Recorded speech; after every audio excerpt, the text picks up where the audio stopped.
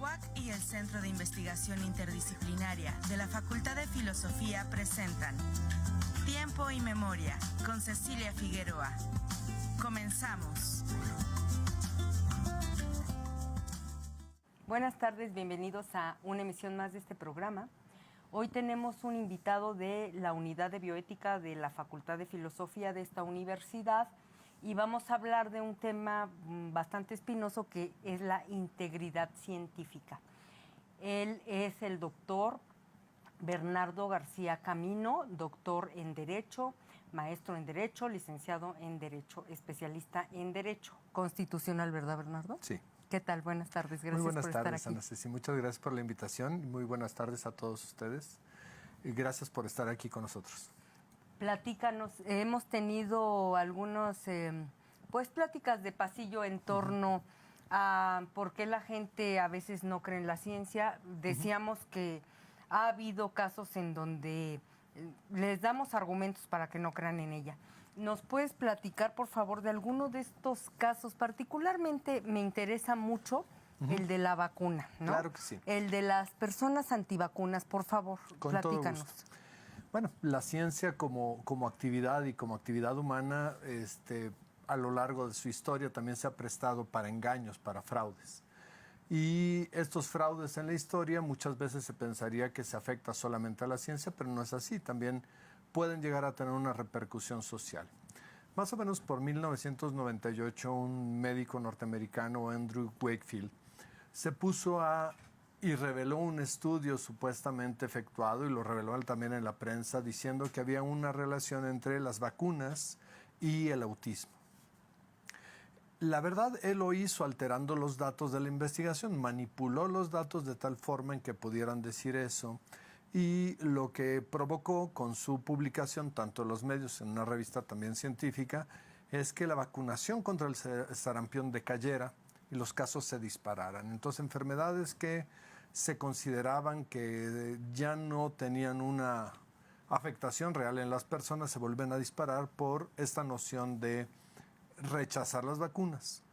Afortunadamente, después de COVID, todavía hace 3 o 4 años, cuando tú buscabas en internet, en Google, vacunas y autismo, te seguía saliendo su caso en primer lugar y te salía su caso como el más buscado. Hoy Google lo baja y su publicación aparece como retractada, es decir, se demuestra que es falsa y ya las personas no la tienen ni siquiera en acceso, precisamente por la falsedad de este tipo de información que él proporcionaba.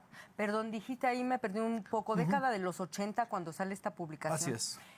Aquí, ¿sabes qué me preocupa, Bernardo? Más allá de Google, es que ya es un rumor que se propagó, ¿no? Claro. Y entonces aquí debería la ciencia de tener una forma de revertir esto, es decir, así como se propagó, con la intensidad con la que se propagó esta información falseada científica, pseudocientífica, debería de propagarse al revés. Y estos mecanismos no los tenemos, ¿verdad? No solo eso, también a veces nos sucede que redes sociales, a veces los chats, nos van dando información y nos dicen, viene un megasismo para la Ciudad de México. Y entonces nos dice, fulanito y perenganito de la universidad, siempre una universidad muy prestigiada, anuncian que va a haber un megasismo en la Ciudad de México y empezamos a propagar un rumor. Y estos rumores, yo soy no sé cómo decirme, soy el anticadenas de este tipo, que voy y busco en internet si existe ese departamento en una universidad, si existen esos científicos y si dijeron realmente eso. Y la realidad es que te encuentras con que no, pero nos dejamos ir por algo que incluso la Organización Mundial de Salud denominó infodemia. Una enfermedad de un exceso de información, incluso de carácter falsa, y que nos afecta en la salud, en el ánimo y en otras muchas cosas a las personas. Ahora, tú formas parte de una unidad de bioética de una universidad pública.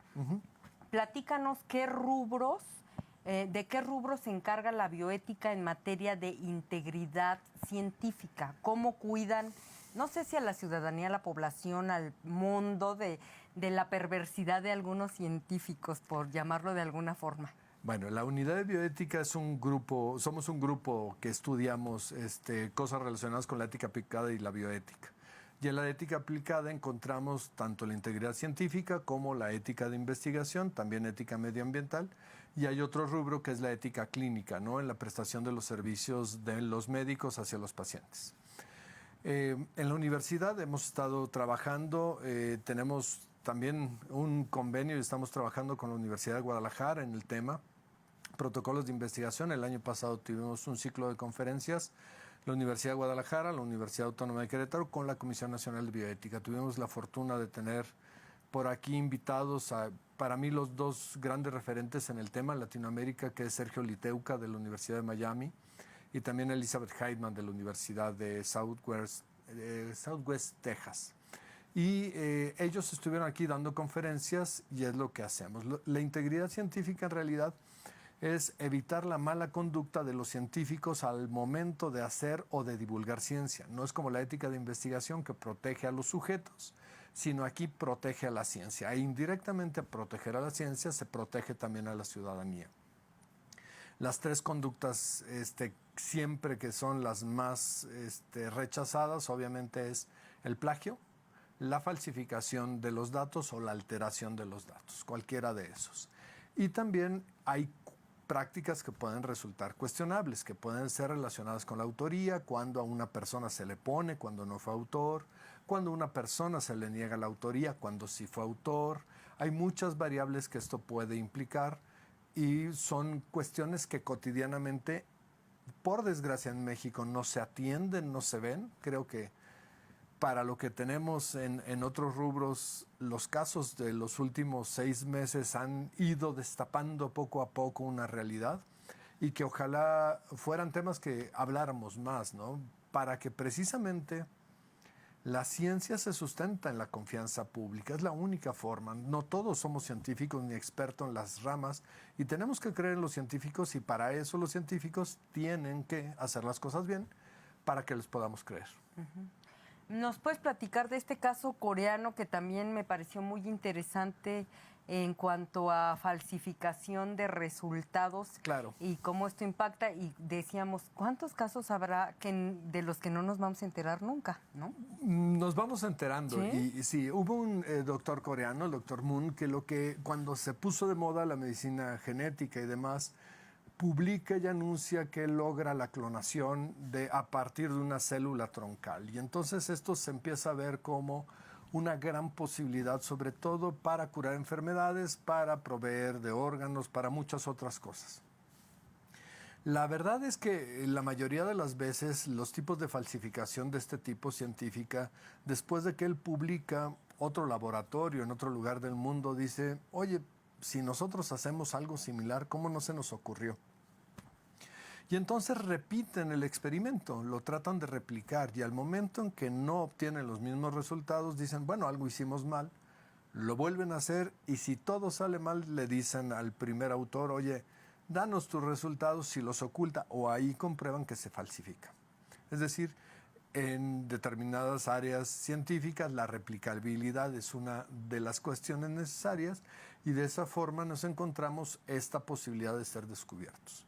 Hoy en día, vamos a decir, en el primer mundo, en Estados Unidos, en el idioma inglés, en las grandes publicaciones científicas, hay también un grupo de científicos que se dedican a estarlas comprobando. Y entonces existe un grupo gratuito, anónimo, que se pone a revisar y abren una página que se llama Retraction Watch, que está revisando las publicaciones científicas, los resultados, las imágenes y está mandando y avisando cuando hay conflictos de alteración, replican los experimentos solamente para comprobarlos y precisamente brindar esa certeza que nos hace falta. ¿Pero qué pasa en países subdesarrollados como el de nosotros? Nuestro primer problema, y lo tendríamos que mencionar, es que la ciencia la mayoría de las veces publica en inglés. Entonces, cuando nosotros empezamos publicando en español o nos ponemos, no tenemos ese foco de interés científico mundial. Sin embargo, ya empieza a existir un grupo similar en Latinoamérica, pero se ocupa más por temas de plagio. Es más... ¿Más académico podría ser no, y menos científico? No, es que el académico sería en el vínculo entre profesor y alumno. Okay. Y el científico sería más bien en una investigación que incluso puede ser una tesis. Una tesis es ese punto que puede ser, no se excluye académica, pero también científica, porque pedimos un trabajo de investigación inédito como un requisito para titularse.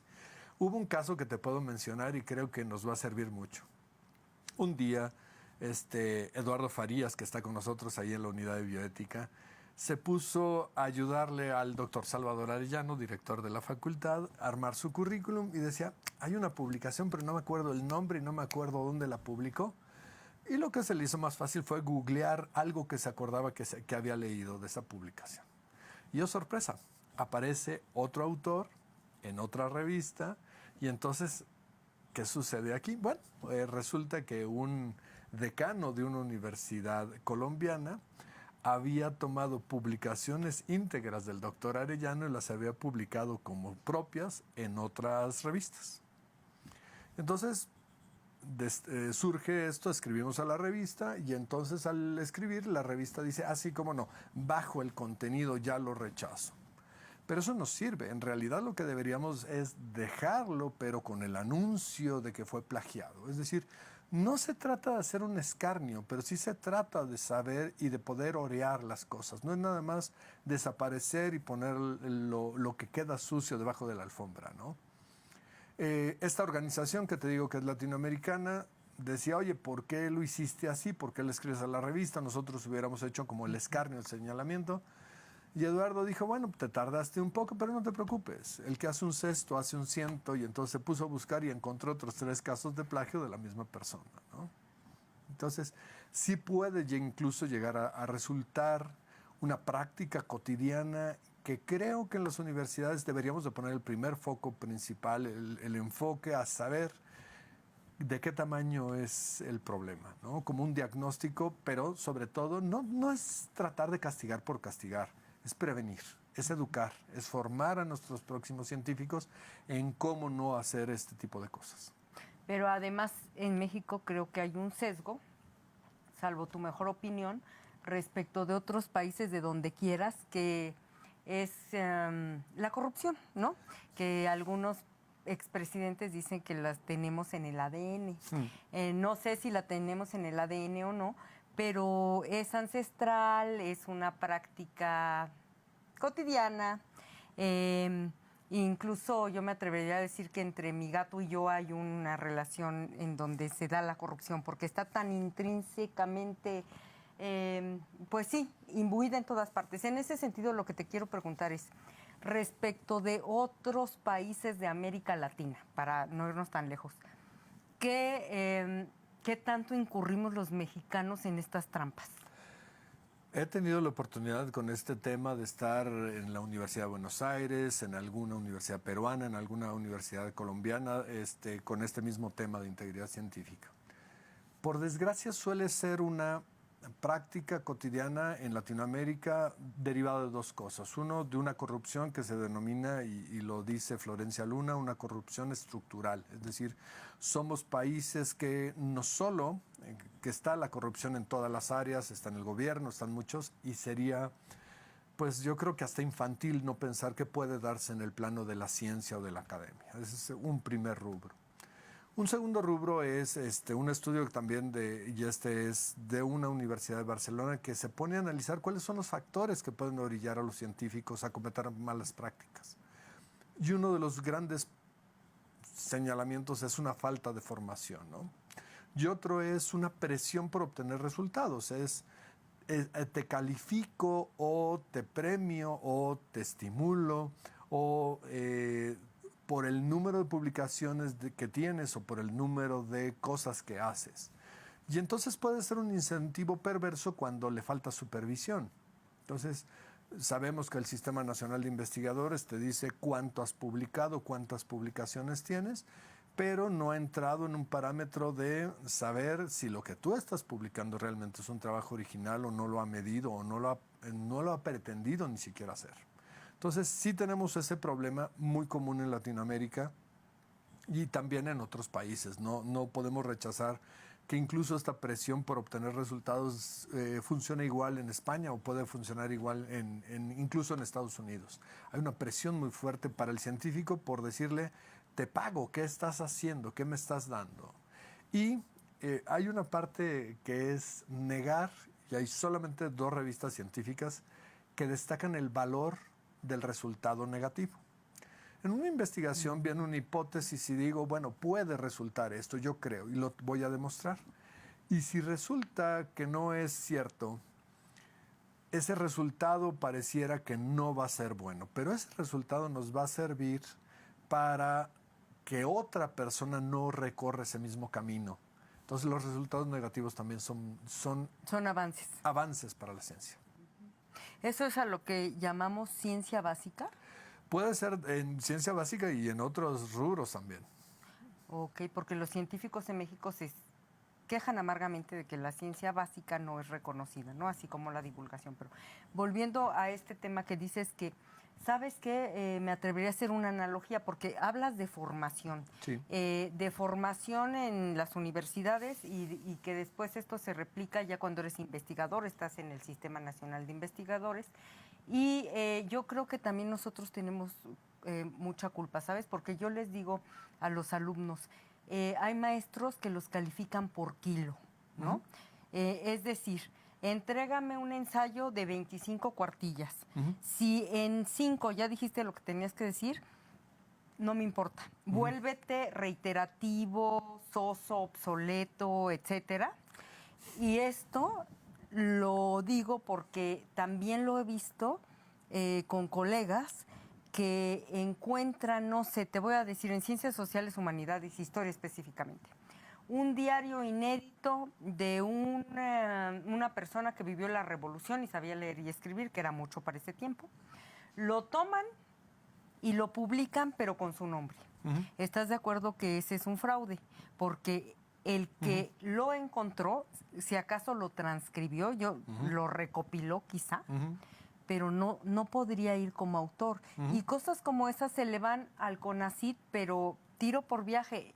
Igual unos documentos de la época, unas leyes de la época de Maximiliano, ¿no?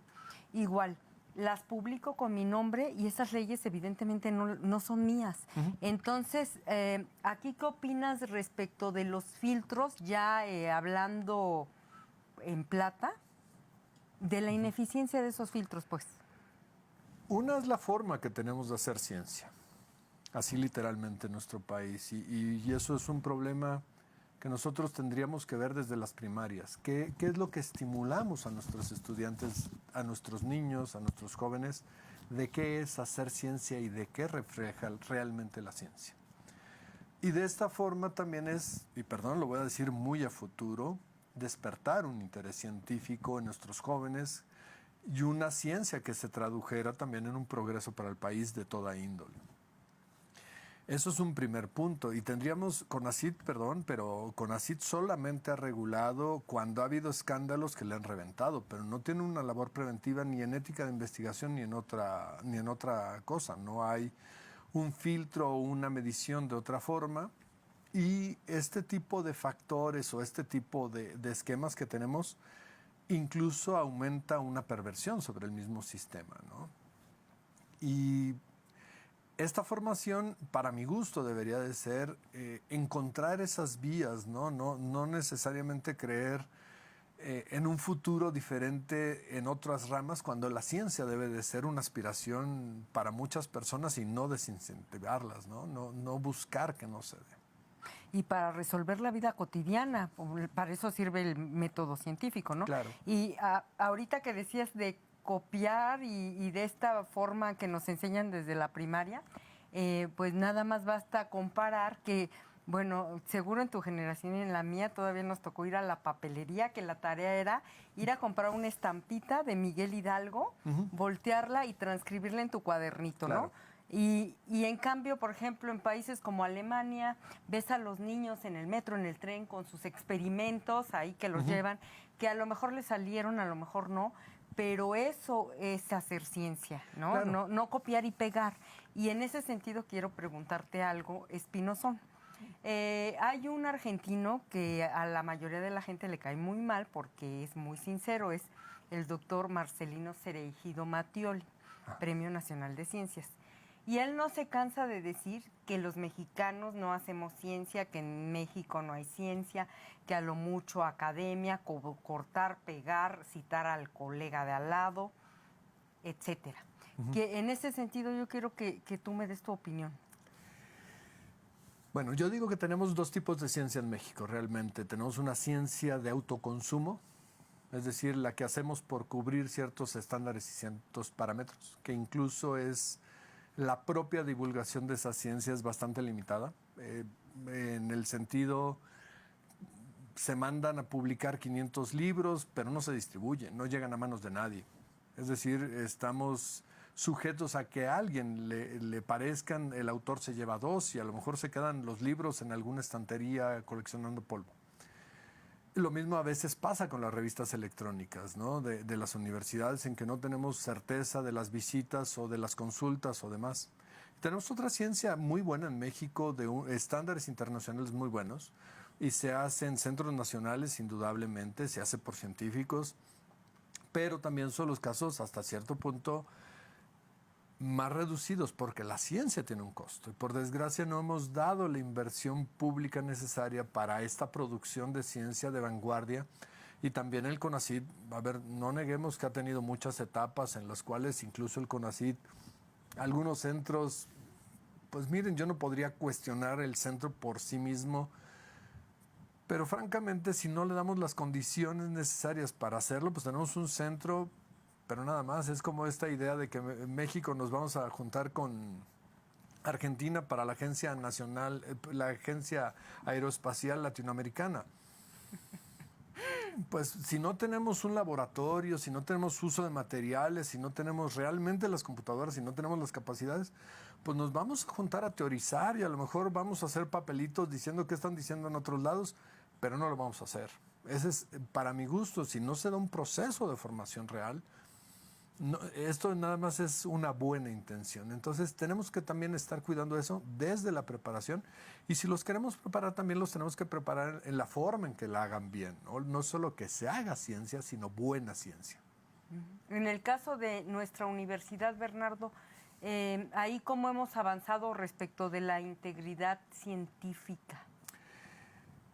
Ha sido un tema en el cual, por un lado, ya se incorporó en el Programa Institucional de Desarrollo desde hace un año. En cuanto a capacitación, yo tengo que reconocer que también se están brindando las herramientas, al menos antiplagio, a que los profesores podamos acceder a ellos para que podamos revisar, y esto debería ser una práctica cotidiana. Yo conozco algunas otras universidades mexicanas en que, más allá de que los votos de los sinodales para una tesis estén, pasa una oficina independiente de los sinodales en donde se corre la tesis y se dice tal porcentaje de coincidencias o tal porcentaje de plagio que está estipulado en la universidad que se puede y que no. Entonces, yo creo que la universidad ha dado buenos pasos. Ahora en esta reforma que esperamos tener a la legislación se han dado pasos para incorporar tanto la ética de investigación como la integridad científica, definiéndola, estableciendo los procedimientos para la vigilancia y demás, y ha sido un muy buen avance.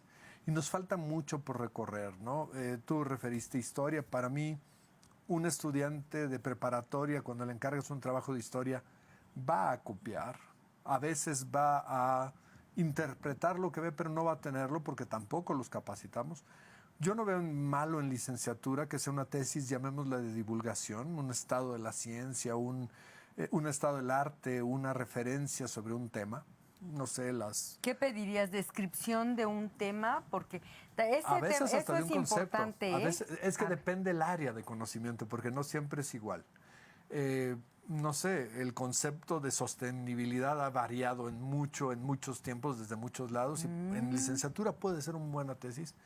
En maestría tendríamos que subir el grado, una obviamente. Aportación respecto del concepto Y obviamente en doctorado tendríamos que hablar de una creación. Entonces, para mi gusto, una instancia como es la Universidad Autónoma de Querétaro, con una comunidad tan amplia y tan variada, cada comunidad debería de estarse poniendo de acuerdo en cuáles son los rangos de coincidencia, de aportación en licenciatura, en maestría, en doctorado, incluso por área de conocimiento. No va a ser lo mismo historia que antropología, filosofía, que desarrollo humano para la sustentabilidad. Hay muchas áreas y ese acuerdo de las comunidades puede ser muy importante, muy interesante. Muchas gracias, doctor Bernardo García Camino, de la Unidad de Bioética de la Facultad de Filosofía, por habernos acompañado. Al contrario, muchas gracias. Gracias. Estoy a la orden. Y a nuestros televidentes nos vemos en la próxima emisión. Buenas tardes.